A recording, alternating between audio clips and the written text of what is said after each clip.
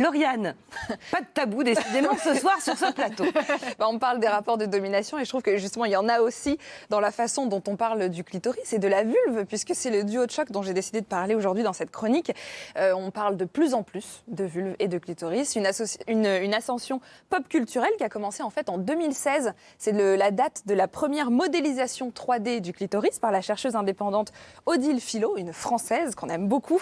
Elle a donc imprimé en 3D en taille réelle un clitoris pour la première fois et elle a rendu la maquette téléchargeable dans le monde entier. Donc n'importe qui chez soi ou à son bureau peut maintenant imprimer son petit clitoris. Alors je mets petit avec des guillemets parce qu'en réalité il représente une dizaine de centimètres. C'est pas du tout la petite chose qui dépassait et qu'on avait en tête à la base. C'est beaucoup plus grand, ça prend plus de place et ça prend donc plus de place aujourd'hui dans les débats quand on parle de plaisir féminin et de corps féminin, une vraie révolution.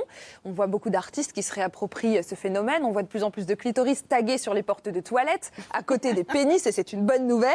Il y a un compte Instagram que j'aime beaucoup qui s'appelle Clit Révolution, justement. Clit Révolution, qui a été créé en 2017 et qui est animé par la journaliste et activiste Elvire Duvel-Charles. Alors là, maintenant, il y a plus de 120 000 abonnés et elle aborde toutes sortes de réflexions sur le féminisme, le corps, les représentations du corps féminin, la place du plaisir féminin aussi. Ça a même donné lieu à une série, puisque ça marchait trop bien. C'est produit par France TV Slash, ça s'appelle Clit Révolution, voilà, le titre était tout trouvé. Et la série invite les femmes à dénoncer l'ordre établi en prenant conscience du pouvoir politique de leur corps, et donc du pouvoir politique et de leur clitoris et de leur plaisir, et aussi du pouvoir politique de leur vulve, puisque la vulve, c'est devenu un mot politique. Il permet de nommer les choses correctement et donc de leur faire prendre une place dans la société.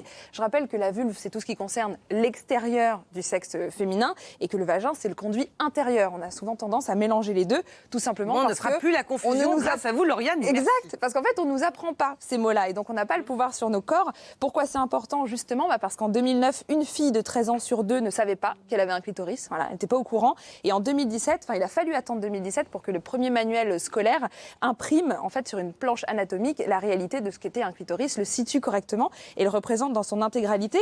Ailleurs qu'en France, d'ailleurs, c'est pas tellement mieux. La FCC, qui est l'équivalent de notre CSA aux États-Unis, interdit toujours l'utilisation des mots vagin et clitoris dans les séries, alors qu'on peut dire pénis à tout va, à toute heure du jour et de la nuit.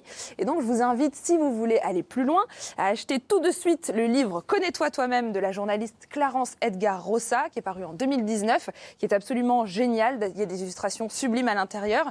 En fait, ce sont 10 pistes d'auto-exploration pour se découvrir soi-même. Il y a la vulve, le clitoris, mais aussi le périnée, les seins, etc. Le but, c'est de se réapproprier les savoirs gynécologiques, de prendre le pouvoir sur son corps, un petit peu comme ce mouvement des années 70 qui s'appelait le self-help. Donc vraiment l'idée de se donner un coup de main à soi-même pour reprendre le pouvoir. Et je trouve que ça fait du bien. Merci beaucoup, Lauriane, pour cette explication.